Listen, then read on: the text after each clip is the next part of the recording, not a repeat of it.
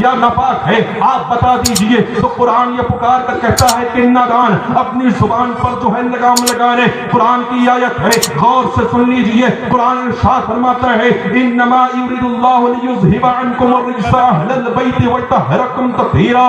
نبی تو نبی ہے، نبی کے صدقے میں اللہ رب العزت نے نبی کے گھر والے کو بھی پاک اور صاف بنا دیا۔ پتہ یہ چلتا ہے کہ میرے سرکار علیہ السلام پاک ہیں، صاف ہیں۔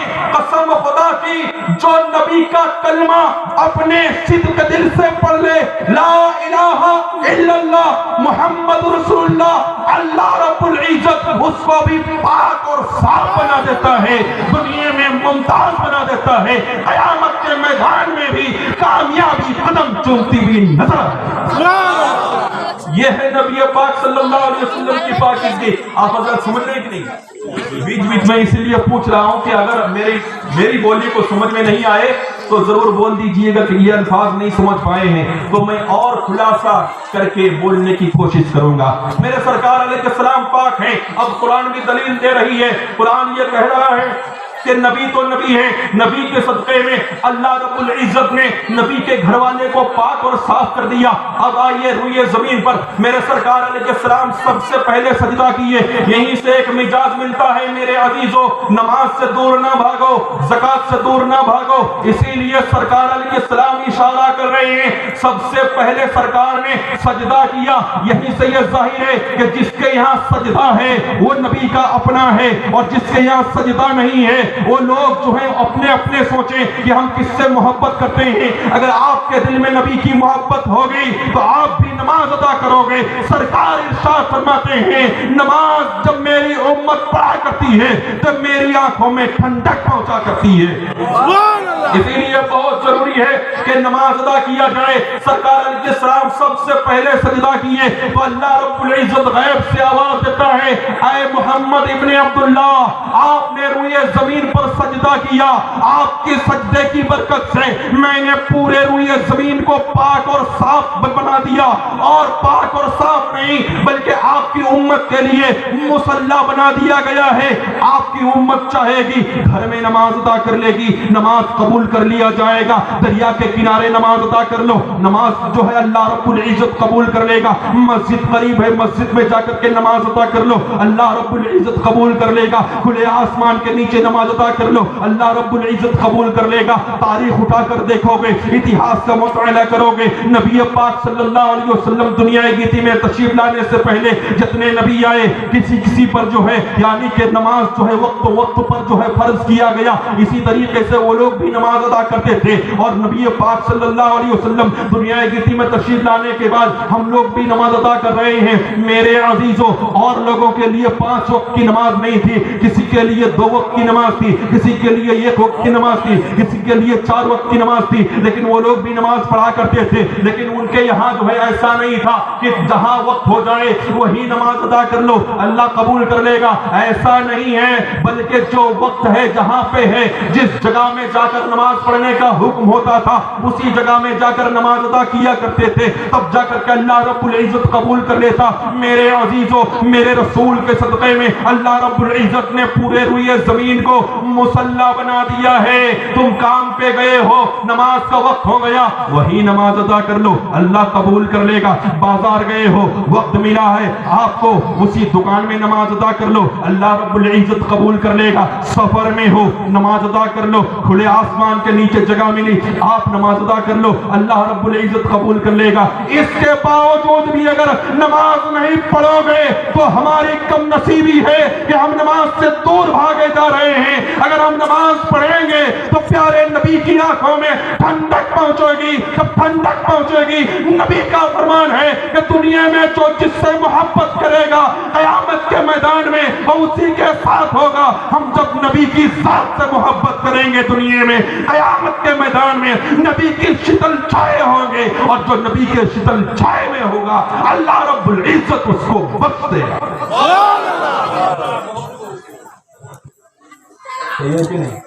سمجھ پا رہے کہ نہیں؟ اب آئیے میں آپ کو بتاؤں، نبی پاک صلی اللہ علیہ وسلم جب پیدا ہوئے، جناب جبریل کو اللہ رب العزت حکم دیا کہ جبریل जिब्रील को जानते हैं कौन है? जनाब जिब्रील को जानते हैं? फरिश्तों का सरदार, फरिश्तों का सरदार है। उनके रहने की जगह सिदरतुल मुंतहा है। वहां पे कोई इंसान, कोई नबी नहीं जाता। जहां पे जिब्रील अमीन रहा करते हैं वो जगह का नाम है सिदरतुल मुंतहा। सिर्फ मेरे सरकार के अलावा कोई नहीं गया। एक मरतबा ऐसा हुआ कि मेरे सरकार अलैहिस्सलाम जिब्रील अमीन से पूछने लगे कि जिब्रील, तुम जब भी आते हो इंसानी शक्ल सूरत में आते हो, तुम कभी अपना जलवा तो दिखाओ, अपनी असली सूरत तो दिखाओ। तो जिब्रील अमीन सरकार की बारगाह में अर्ज करने लगे, सरकार मैं दुनिया में अपना जलवा नहीं दिखा सकता, अपना रूप नहीं दिखा सकता। कहा कि क्यों नहीं? कहा कि इसीलिए सरकार ये दुनिया छोटा है, दुनिया छोटा है। अगर आप मेरी असलियत को देखना चाहते हैं तो आपको सिदरतुल मुंतहा चलना होगा, आपको सिदरतुल मुंतहा चलना होगा। यहीं पे रुककर कुछ और बातें सुन लीजिए, फिर बाद में सुनिएगा वरना पॉइंट छूट जाएगा। मेरे सरकार अलैहिस्सलाम जब पैदा हुए, अल्लाह रब्बुल इज्जत हुक्म दिया जिब्रील अमीन, जिब्रील सिदरा पे बैठने का वक्त नहीं है, आप जाओ फरिश्तों को पैगाम सुना दो। जैसे हम और आप क्या किए आज, ये कमेटी वाले हमारे क्या किए हैं, हमारे अजीज ने मिलकर महफिल मिलाद है तो पहले उन्होंने क्या किया, आलिमों का मुंतखब किया। जब आलिमों की तारीफ मिल गई तो क्या किए, ये लाइटिंग किए, ये सामियाना लगाया, बैठने के लिए फर्श बिछाया गया, लाइट लगाई गई, ये फूलों का इंतजाम किया गया, माइक का इंतजाम किया गया, फिर खुद ब खुद लोग आकर बैठ गए, है कि नहीं? तो अल्लाह रब्बुल इज्जत ने हुक्म दिया कि जिब्रील जाओ फरिश्तों में ऐलान कर दो कि आमुना के घर अल्लाह का हबीब पैदा हुआ है, आमुना के घर अल्लाह का हबीब पैदा हुआ है, जाओ ऐलान कर दो। ऐलान किया गया। ऐलान करने के बाद जिब्रील अमीन चले जन्नत से चिराग लेकर, जन्नत से क्या लेकर? चिराग लेकर, जिसे हम और आप दिया कहते हैं, दिया चिराग समझते हैं कि नहीं? चिराग जो तेल डालकर रोशन किया जाता है, हाँ पोदी लेकर जब ये चलने लगे तो पता चला, अल्लाह रब्बुल इज्जत पूछता है जिब्रील ये चिराग लेकर कहाँ जा रहे हो? कहा कि इलाही तेरा हबीब पैदा हुआ है, तेरे हबीब के पैदा होने की खुशी में मैं ये चिराग जलाऊंगा, जन्नती चिराग। दुनिया में रोशनी बिखर जाएगी, फरिश्ते आएंगे तेरे हबीब के चेहरे की जियारत करेंगे। अल्लाह रब्बुल इज्जत इरशाद फरमाता है कि फरिश्ता जिब्रील चिराग रख दे और तू सबसे पहले रूए जमीन पर जा, परवाज कर। मेरे हबीब का चेहरा 70,000 हिजाब के नीचे छुपा हुआ है। बोलिए सुभान अल्लाह। 70,000 हिजाब के पीछे छुपा हुआ है। तू जाकर एक पर्दा को उठा दे। ताकि लाई एक पर्दा को उठाऊं? कहा हाँ उठा। जिब्रील अमीन आए और एक पर्दे को उठाए। जब एक पर्दे को उठाए तो आमना खातून इरशाद फरमाती है कि नूर बिखरा। बोलिए सुभान अल्लाह। नूर बिखरा, ऐसा नूर बिखरा, ऐसा नूर बिखरा। इरशाद फरमाती है कि मैं अपने बिस्तर पे सोए सोए मुल्क शाम की वादी को देख लेती हूँ, मुल्क शाम के शहर को देखती हूँ, और मुल्क शाम में जो नूर बिखरा, वो नूर बिखरने के एतबार से जानवर ये सोचने लगा कि दिन आ गया, रात खत्म हो गई, जानवर घास चरने के लिए निकली। आमुना खातून इरशाद फरमाती हैं कि उन जंगलों में जो बकरियां चरा करती थी उनके एक एक लौम तक मुझे नजर आ रही थी। बोलिए अब यहीं पे रोक कर मैं चंद बातें कह दूं, पलट कर आप याद कीजिए। मैंने कहा था कि इंसान 4 चीज का मोहताज है, आप और हम भी 4 चीज के मोहताज हैं। या रसूल अल्लाह, क्या आप भी इन 4 चीज के मोहताज हैं? सरकार से पूछा जाए, या रसूल अल्लाह बता दीजिए क्या आप भी 4 चीज के मोहताज हैं? सरकार इरशाद फरमाते हैं, उस वक्त इरशाद फरमाते हैं, हदीस का मुताला करेंगे तो आपको पता चलेगा कि मेरे सरकार अलैहिस्सलाम रोजा रख रहे हैं, मेरे सरकार रोजा रख रहे हैं।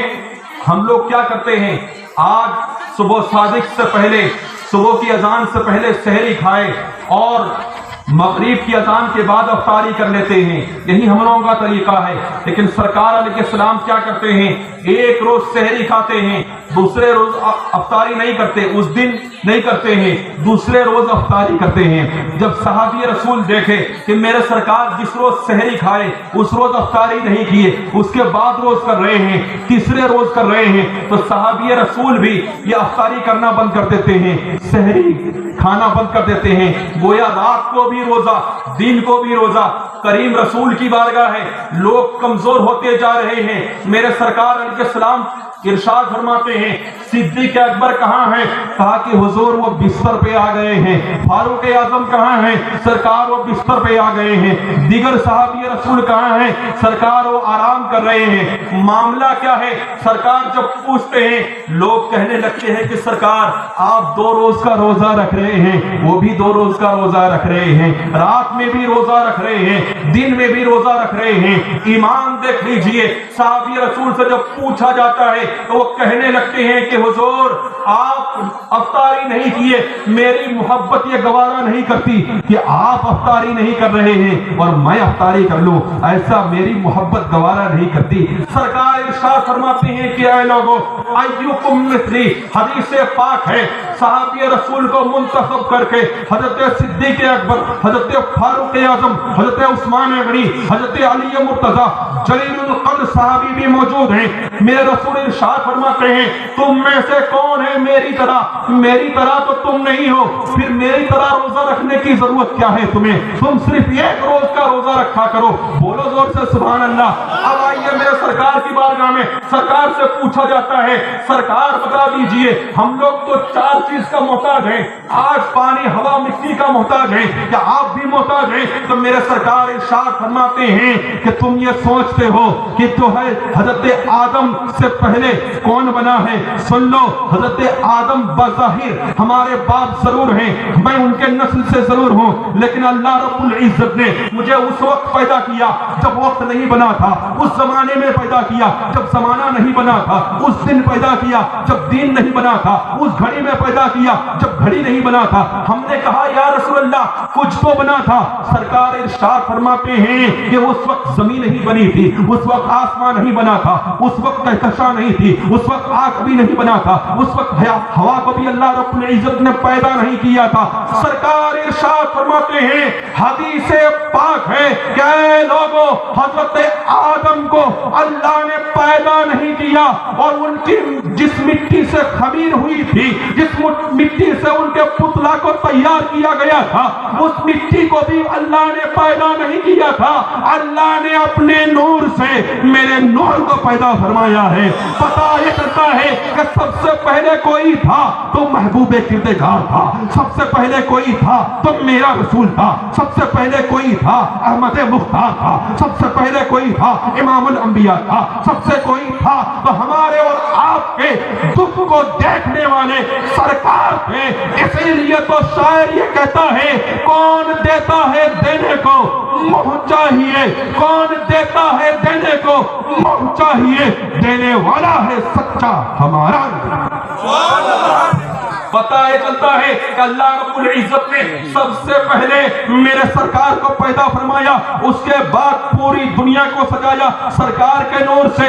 سرکار خود ارشاد فرماتے ہیں حدیث پاک ہے کہ اللہ رب العزت نے سب سے پہلے اپنے نور سے میرے نور کو پیدا فرمایا، یعنی کہ اللہ رب العزت نے اپنے نور سے میرے نور کو پیدا فرمایا۔ پھر سرکار ارشاد فرماتے ہیں حدیث قدسی ہے، اللہ رب العزت کا فرمان ہے کہ اللہ رب العزت ارشاد فرماتا ہے کہ مجھے میری عزت کی قسم اے محبوب اگر آپ کو پیدا کرنا مقصد نہ ہوتا تو میں اپنی ربوبیت بھی دنیا میں ظاہر نہیں کرتا۔ پتہ یہ چلتا ہے اللہ رب العزت نے سب سے پہلے میرے نبی کو پیدا فرمایا، اس میں کوئی شک و شبہ کی گنجائش ہی نہیں۔ تھک گئے کیا؟ تھک گئے ہم لوگ؟ میں تھکا نہیں، ہاتھوں کو اٹھا کر بولیے سبحان اللہ۔ سننا چاہتے ہیں نا؟ ہر رات سننا ہے آپ لوگوں کو۔ شیریں زبان والے تو ابھی باقی ہیں، میں تو اردو بول رہا ہوں، مادری زبان والے ابھی باقی ہیں، بنگلہ بولی بولنے والے ابھی باقی ہیں۔ ماشاءاللہ تقریر ہوگی، رحمت کی برسات ہوگی اور آپ حضرات جھماجھم برسات میں بیٹھیں گے، سویرا ہوگا، دعائیں خیر ہونے سے پہلے اللہ رب العزت بخش دے گا اور جنتی لوگوں میں آپ حضرات کا نام لکھ دیا جائے گا۔ بولیے میرے سرکار علیہ السلام کا اخلاق دیکھ لیجئے. اخلاق دیکھیں گے نا, سنیں گے نا, سنیں گے. میرے سرکار علیہ السلام کا اخلاق دیکھیے. ہم لوگ کیا کرتے ہیں, ہم لوگ یہ سوچا کرتے ہیں اللہ نے دولت دے دیا تو ہم لوگ دنیا کے کم ظرف لوگوں کو, غریب لوگوں کو انسان نہیں سوچا کرتے.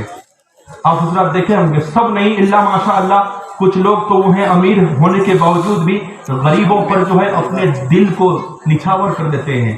یہ غریب ہونے سے کیا ہوگا, لیکن اللہ کا بندہ ہے, اللہ کی مخلوق ہے, یہی ہونا چاہیے. اللہ کے رسول صلی اللہ علیہ وسلم امام الانبیاء, میرے سرکار علیہ السلام سے بڑھ کر امیر دنیا میں کوئی نہیں ہے. کسی کو اللہ رب العزت نے اتنا امیر پیدا نہیں کیا, لیکن اخلاق دیکھ لیجئے. میرے سرکار علیہ السلام کے تعلق سے میں چند باتیں آپ حضرات کو یہ بتا رہا تھا کہ میرے سرکار علیہ السلام نکاح فرماتے ہیں اور حضرت ام المؤمنین حضرت عائشہ صدیقہ رضی اللہ تعالی عنہا سے نکاح فرماتے ہیں. جب نکاح فرماتے ہیں تو اس کے ساتھ سلوک کیا کرتے ہیں سن لیجئے. میرے عزیزوں, کہیں ایسا نہ ہو کہ تم سنت رسول سے ہٹ کر اپنی زندگی کو گزارو اور اپنی بیوی کو نوکرانی نہ سمجھا کرو, عورتوں پر ظلم نہ کیا کرو, عورتوں کو تانا بازی نہ کیا کرو, عورتوں کو ماں اور بہن اٹھا کر گالیاں نہ دیا کرو. میرے عزیزوں, یہ طریقہ محمد رسول اللہ کا نہیں ہے, یہ طریقہ پیارے رسول کا نہیں ہے, یہ طریقہ اسلام کے بانی کا نہیں ہے, یہ طریقہ پروفیٹ آف اسلام کے نہیں ہے, یہ طریقہ اللہ رب العزت کے پیارے رسول نے نہیں دیا. طریقہ کیا دیا ہے سن لیجئے. پیارے رسول صلی اللہ علیہ وسلم نکاح فرماتے ہیں, حضرت ام المؤمنین حضرت عائشہ صدیقہ تشریف لاتی ہے. کہاں آتی ہے؟ میرے سرکار کی نکاح میں جب آتی ہے, مسلمانوں کی ماں بن جاتی ہے. میرے سرکار اسے اپنے گھر میں لاتے ہیں اور گھر میں لانے کے بعد کیا ہوتا ہے دیکھ لیجئے. ہمارے یہاں, آپ کے یہاں کیا ہوتا ہے, دلہن اگر گھر کی بہو کو اگر سالان بنانا نہیں آیا, ترکاری جس کو بولتے ہیں ترکاری بنانا نہیں آیا, تو ماں اٹھا کر گالی, باپ اٹھا کر تانا بازی, خاندان اٹھا کر نہ جانے کیا کیا بول دیتے ہیں. آئیے پیارے رسول کی شکل چھائے میں آئیے. میرے سرکار علیہ السلام کے یہاں جب سب سے پہلی رات حضرت عائشہ صدیقہ سلام اللہ علیہا آئی, ام المؤمنین مسلمانوں کی ماں آئی, تو میرے سرکار علیہ السلام اس کو ارشاد فرماتے ہیں, پوچھتے ہیں رات ہو گئی, جب کھانے پینے کا وقت آیا, سرکار ارشاد فرماتے ہیں کہ عائشہ تو نے کھانے کے لیے کچھ پکائی ہے؟ تو میرے سرکار کی بارگاہ میں وہ کہنے لگتی ہے کہ حضور میری اماں مجھ کو کھانا بنانا نہیں سکھائی ہے. بولیے زور سے سبحان اللہ. میری اماں مجھ کو کھانا بنانا نہیں سکھائی ہے. میرے عزیزو, آج اگر کوئی میری بہن کی زبان سے یہ الفاظ نکل جائے تو نہ جانے اس کے گھر والے کیا کیا تانا بازی کرتے ہیں. میرے پیارے, اپنی بیوی پر, اپنے گھر کی بہو پر میری ماں بہن بھی سن رہی ہے, اگر تیرے یہاں بہو آئی ہے تو تو بھی ایسا ظلم نہ کیا کر, بلکہ بہو کو اپنی بیٹی سوچا کر, اور بیٹیوں سے کہتا ہوں کہ ساس کو اپنی ماں سوچ لیا کر. اگر ایسا ہو جائے, ساس اگر ناراض ہو جائے تو اس کے کندھے پہ ہاتھ رکھ کر یہ کہہ دے کہ امی ہم سے غلطی ہو گئی ہے, جھگڑا ختم ہو جائے گا, دل کی قدرتیں دور ہو جائے گی. ورنہ پھر کیا ہوگا کہ ساس ایک طرف چلی ہے, بہو اپنے آن میں ہے, گھر میں جو ہے جھگڑے پیدا ہوتے رہیں گے, اور رنجا غصہ کون جائے گا؟ تیرا بیٹا رنجا جائے گا, تیرے جگر کے ٹکڑے جو ہے رنجے جائیں گے. جب وہ سنے گا بی بی یہ بولی ہے, ماں یہ بول رہی تھی, بی بی کچھ اور بولے گی, ماں کچھ اور بولے گی, پتا چلے گا کہ بیٹا جو ہے نہ وہ صحیح سے کھا پائے گا, نہ صحیح سے کام کر پائے گا, نہ صحیح سے اس کو تسلی ملے گی, نہ اس کو تشفی حاصل ہوئے گی. اخلاق مصطفیٰ بتانا بہت ضروری ہے. ہمارے سماج میں بہت کمی آ چکی ہے, ہمارے سوسائٹی میں بہت کمی آ چکی ہے. اوروں کے یہاں جھانکنا بعد میں. میرے عزیزوں, نبی کا اخلاق کیا ہے اسے سن لو, آپ کا ایمان تازہ ہو جائے گا. میرے سرکار علیہ السلام پوچھتے ہیں, ارشاد فرماتے ہیں, عائشہ تو نے کھانا بنائی ہے,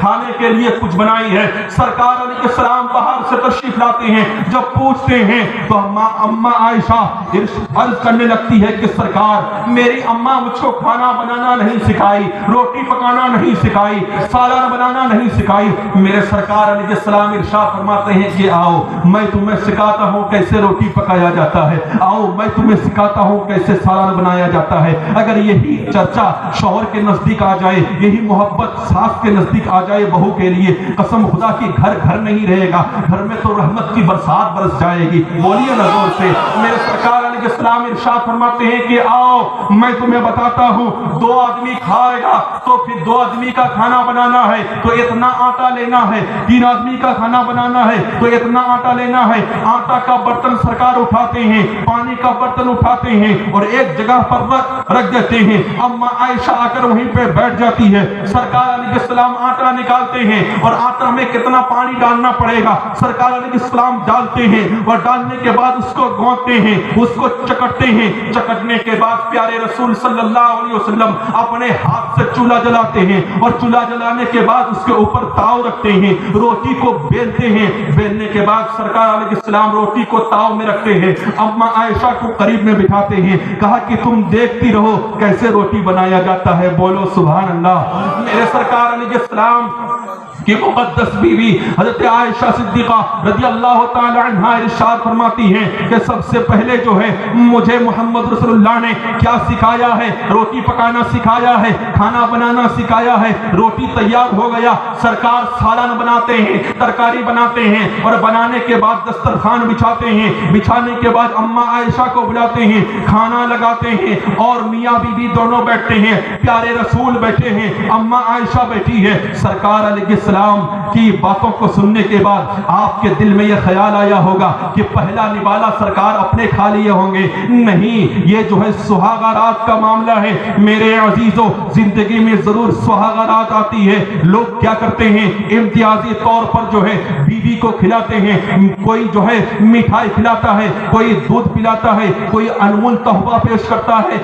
آؤ نبی کے شیتل چھائے میں آؤ تو آپ کو پتا چلے گا میرے سرکار علیہ السلام اما عائشہ جو میرے سرکار علیہ السلام کی عمر سے چھوٹی تھی، یعنی کتاب یہ بتاتی ہے میرے سرکار علیہ السلام کی وہ مقدس بیوی ام المؤمنین کی عمر صرف اور صرف 9 سال کی تھی۔ سرکار علیہ السلام روٹی کا ٹکڑا توڑتے ہیں، سالان میں ڈبوتے ہیں اور اپنی بیوی کے منہ میں رکھتے ہیں۔ اما عائشہ پکار کر کہتی ہے، اے دنیا کی عورتوں سن لو، تیرا شوہر کوئی راجا ہوگا، کوئی بادشاہ ہوگا، کوئی سپاہی ہوگا، کوئی حکمراں ہوگا، اللہ کا ولی ہوگا، کوئی اللہ کا نبی ہوگا، سن اور رحمت للعالمین کی میں مقدس بیوی ہوں۔ میرا شوہر نے مجھے وہ دانا کھلایا ہے، وہ لقمہ کھلایا ہے جو کسی اور کے ہاتھ کا بنا ہوا نہیں تھا، بلکہ اپنے ہاتھ سے بنا کر روٹی کا پہلا لقمہ منہ پر رکھ کر یہ ثابت کر دیا ہے، اے نبی کا کلمہ پڑھنے والوں، تم بھی اپنی بیوی سے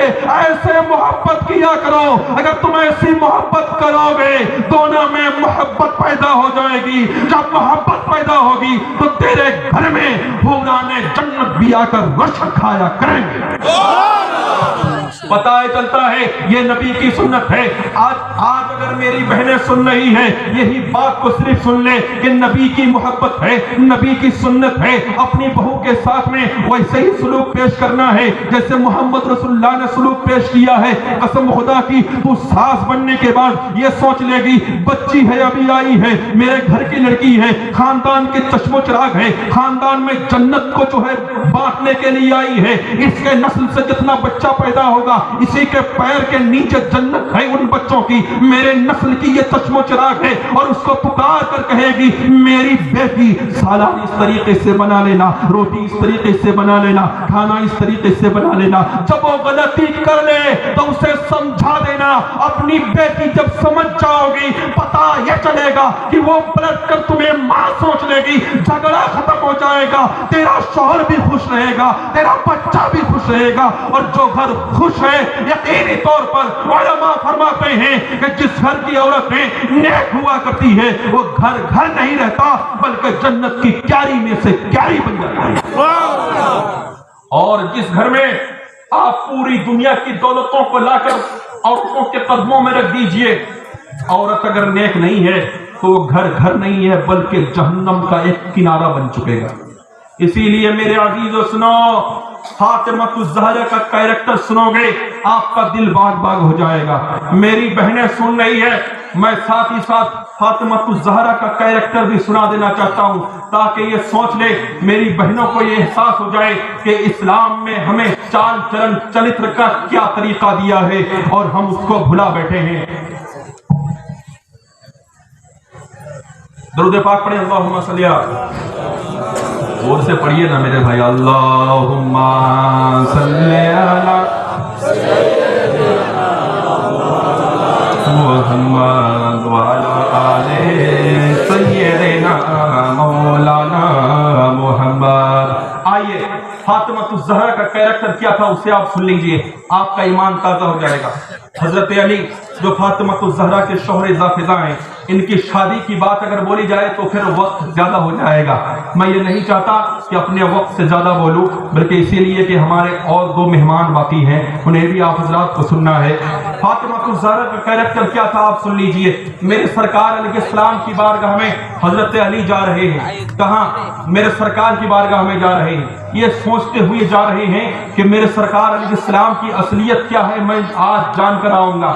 بارگاہ رسالت میں گئے اور ایک کونے میں جا کر بیٹھ گئے۔ سرکار کی بارگاہ میں جیسے ہی شام ہوتا اور سویرا ہوتا، 1400 برس پہلے کا یہ معاملہ تھا کہ سرکار کی بارگاہ میں صحابی رسول آ کر بیٹھ جاتے تھے، اور بیٹھنے کے بعد سرکار کی بارگاہ سے اجازت لیتے، شام کو بھی اپنے گھر کے طرف آتے اور صبح میں بھی کوئی کام کاج میں جاتے، سرکار علیہ السلام کی بارگاہ سے اجازت لینے کے بعد جاتے۔ اتنے میں کیا ہوتا ہے، حضرت علی رات میں چلے، شام کے وقت میں چلے، جب دھیرے دھیرے رات ہوا تو سارے لوگ ایک ایک کر کے میرے سرکار کی بارگاہ سے چلے گئے۔ میرے سرکار علیہ السلام کی بارگاہ میں آخر میں حضرت علی بچے۔ کون حضرت علی؟ جو شیر خدا جنہیں کہا جاتا ہے، جن کا لقب شیر خدا ہے، جو داماد پیغمبر ہیں، جو حسنین کریمین کے بابا ہیں، وہ علی بیٹھے ہیں۔ میرے سرکار علیہ السلام ارشاد فرماتے ہیں کہ علی غمگین کیوں ہو؟ بولو، کچھ تو بولو، کچھ بولنا چاہتے ہو، تمہارے چہرے سے کچھ باتیں ظاہر ہو رہی ہے۔ حضرت علی عرض کرنے لگتے ہیں کہ سرکار آپ ہی فرما دیجئے میں کیا کہنا چاہتا ہوں۔ میرے سرکار ارشاد فرماتے ہیں کہ علی تم یہ چاہتے ہو، آج یہ دل میں سوچ کر آئے ہو کہ میری اصلیت جاننے کے لیے چاہتے ہو، میں حقیقت میں ہوں کیا؟ اے علی تم میری اصلیت جاننا تو دور کی بات ہے، تمہاری بیوی فاطمہ الزہرا کی اصلیت ابھی تک نہیں جان سکے۔ کون فرما رہے ہیں؟ میرے سرکار ارشاد فرما رہے ہیں۔ کس کو فرما رہے ہیں؟ حضرت علی کو۔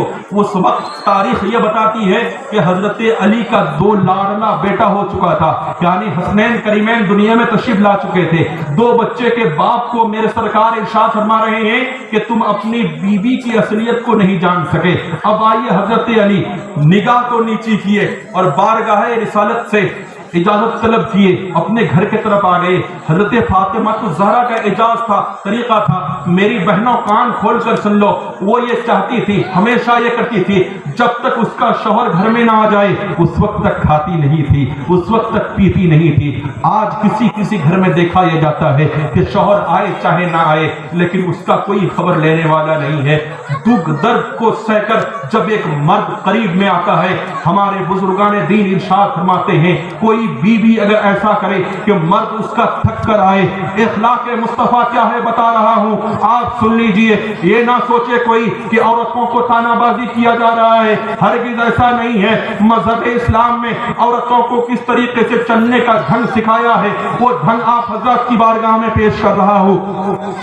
عورتوں کے تعلق سے کتاب میں بات آتی ہے کہ جب مرد تیرا تھک کے آئے تو اور تجھے دکھ جائے کہ میرا شوہر آ رہا ہے، پسینے سے تھک بگا کر آ رہا ہے، حیران ہو کر آ رہا ہے، اس کے ہاتھ میں تھیلا ہے، تو چند قدم آگے بڑھ جاؤ اور آگے بڑھنے کے بعد اپنی مسکراہٹ پیش کر دو، اور مسکراہٹ پیش کرنے کے بعد اس کے ہاتھ سے تھیلا کو لے لو، اس کے ہاتھ سے جھولا کو لے لو، اس کے ہاتھ سے سامان کو لے لو۔ قسم خدا کی ایسا اگر میری بہن کرتی ہے تو پتا چلے گا مرد ہر دن جو تھکا ہے، تھکا مارا آیا، سر کا پسینہ پیر میں ڈالا اور جتنی تکلیفیں اس کو ہوئی ہے آنے میں وہ ساری تکلیفیں دور ہو جاتی ہے جب عورت آ کر سامنے مسکراتی ہے، تمام تکلیفیں دور ہو جاتی ہے۔ اور مسکرانا تو میرے سرکار کی سنت ہے، بولو زور سے سبحان اللہ۔ اب پھر کیا کیا جائے؟ پھر جو ہے مرد کو ایک جگہ میں بٹھایا جائے، جو بہتر جگہ ہو، اس پہ بٹھانے کے بعد پانی پیش کیا جائے، ہوا کا انتظام کیا جائے۔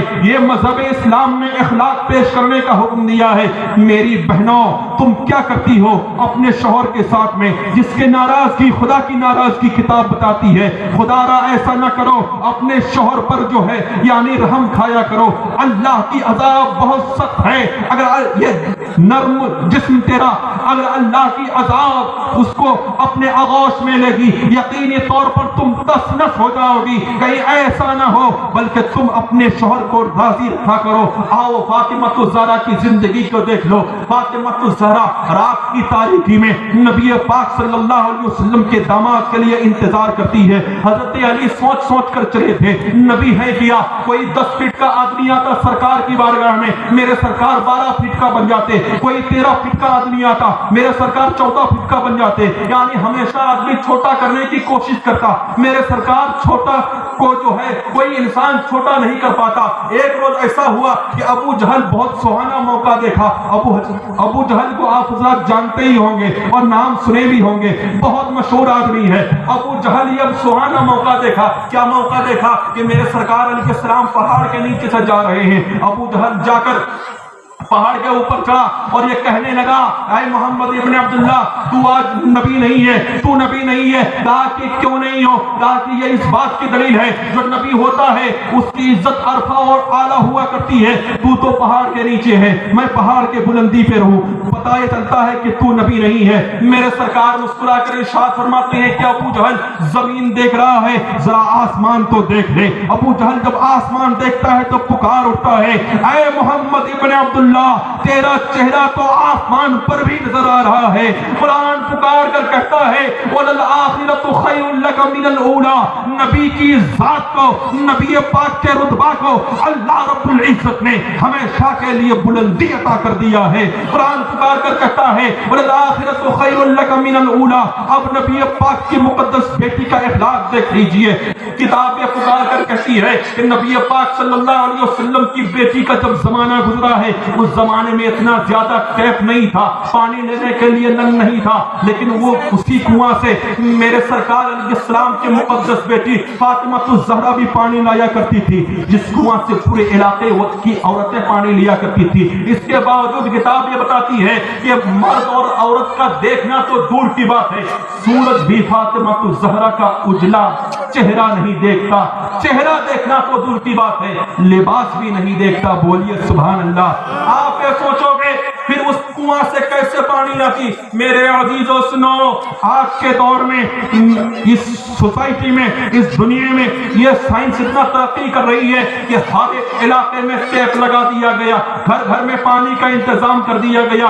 پھر بھی میری بہنیں نماز ادا نہیں کرتی. لیکن 1400 برس پہلے کی بات ہے، فاطمہ الزہرا پانی لانے کے لیے جاتی، کوئی بھی انسان چرند پرند اس کا چہرہ نہیں دیکھتا. جب رات کی تاریکی چھا جاتی، فاطمہ الزہرا کھڑکی سے جھانک کر دیکھتی کہ کوئی انسان تو نہیں چل رہا ہے، کوئی جانور تو نہیں ہے راہ میں، کوئی چرند پرند تو نہیں ہے. فاطمہ الزہرا جب مطمئن ہو جاتی تو ڈول اور بنگی لے کر اپنے گھر سے نکلتی اور کنواں سے پانی کھینچتی اور بنگی میں بہ بہ کر اپنے گھر میں 24 گھنٹہ کا پانی لے کر آتی. وضو کا پانی بھی لے لیتی، غسل کرنے کا پانی بھی لے لیتی، کھانا بنانے کا پانی بھی لے لیتی، حسنین کریمین کے غسل کا بھی پانی لے لیتی اور پینے کا بھی پانی لے لیتی. یہ اعجاز تھا. آج کیا کرتی ہے میری بہنیں کہ سج دھج کر مارکیٹ میں چلی جاتی ہے، کوئی اسے احساس نہیں ہے کہ اللہ نے مجھے کیا بنایا ہے، میں اتنی خوبصورت بنی ہوں، اللہ نے مجھے نور پیدا کیا ہے، اللہ نے مجھے سب سے خوبصورت بنایا ہے، میرے قدموں تلے اللہ نے جنت رکھ دیا ہے. اس کے باوجود تیرا اخلاق ایسا ہے کہ تو سج دھج کر بازار میں چلی ہے. اور حکم تو یہی تھا کہ سج دھج کر تو اپنے شوہر کے یہاں جاتی، شوہر کے نزدیک جاتی، تاکہ شوہر کی نگاہ دوسرے کسی کے نزدیک نہیں جاتی. آؤ فاطمہ الزہرا کے عبادت کرنے کا سلیقہ دیکھ لو.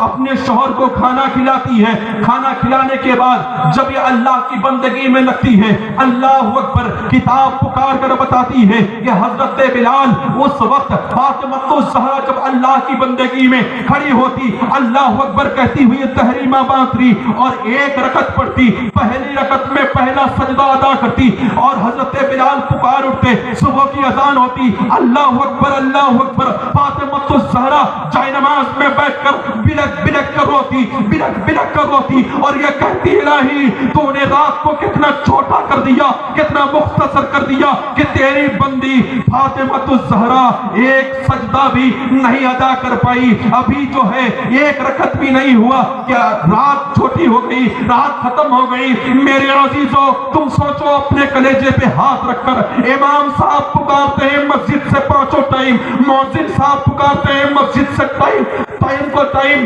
پانچوں ٹائم پکارتے ہیں آؤ اللہ کی طرف, آؤ سچائی کی طرف, آؤ بلندی کی طرف, اسی میں بھلائی ہے, اسی میں اچھائی ہے. ہم اذان سنتے رہتے ہیں, بازار میں جاتے رہتے ہیں, میری بہنیں اذان سنتی ہے, ٹی وی کی ریموٹ میں اپنی چین کو تلاش کرتی ہے. میرے عزیزوں, یہ طریقہ مذہب اسلام کا نہیں ہے, بلکہ مذہب اسلام کا طریقہ یہ ہے کہ 1400 برس پہلے فاطمہ الزہرا نے دکھا دی ہے کہ مذہب اسلام کا طریقہ یہ ہے. اب آؤ میں آپ کو بتاؤں, حضرت علی چلے, حضرت علی ابھی کھانا کھانے کے بعد بستر پہ آئے ہیں, فاطمہ الزہرا اللہ کی بندگی میں لگی ہے, قیام بھی ہوتا تھا, رکوع اور سجدے بھی ہوتے تھے, اللہ اکبر, فرشتے جس پر ناز کیا کرتے تھے. حضرت علی بستر سے اٹھتے ہیں اور اٹھنے کے بعد پانی لیتے ہیں. شوہر کے ساتھ میں حسن سلوک ایسا تھا کہ فاطمہ الزہرا یہ دیکھتی تھی کہ میرے شوہر کو اٹھنے کے بعد کن کن چیزوں کی ضرورت ہے. پانی کی ضرورت ہے, پانی کا برتن لا کر رکھ دیتی تھی. مسواک کی ضرورت ہے, مسواک لا کر رکھ دیتی تھی. کپڑے کی ضرورت ہے, کپڑا لا کر قریب میں دے دیتی تھی. اور جائے نماز کی ضرورت ہے, جائے نماز لا کر دے دیتی تھی. یعنی ساری چیزیں لا کر دے دیتی تھی. پتہ یہ چلتا ہے وہ فاطمہ الزہرا جب اللہ کی بندگی میں لگتی, کتاب یہ پکار کر بتاتی ہے کہ حضرت علی اٹھے اور اٹھنے کے بعد دیکھتے ہیں, کیا دیکھتے ہیں کہ وہ جا رہے ہیں, وضو کرتے ہیں. وضو کرنے کے بعد جیسے ہی اپنے گھر کی طرف موڑتے ہیں تو کیا دیکھتے ہیں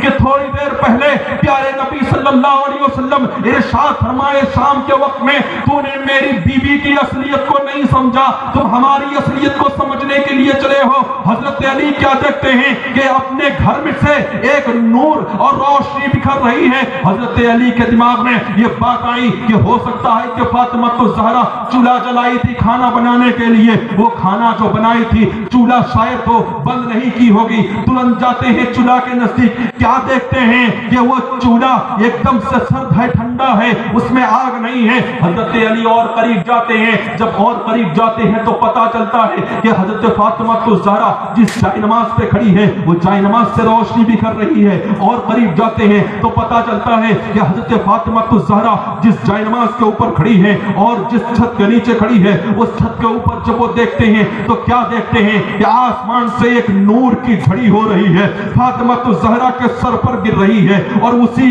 نور کے صدقے سے پورا جائے نماز چمگا رہا ہے, اور جائے نماز کے صدقے سے پورا گھر منور و درخشاں ہو گیا ہے. بس اسی چیز کو شاعر جب پڑھتا ہے تو پکار کر کہتا ہے, یا رسول اللہ تیری نسل پاک میں ہے بچہ بچہ نور کا, تو ہے عین نور تیرا سب گھرانہ نور کا. پتہ یہ چلتا ہے کہ ہمیں اسی نور سے ہم بھی منور ہیں, آپ بھی منور ہیں.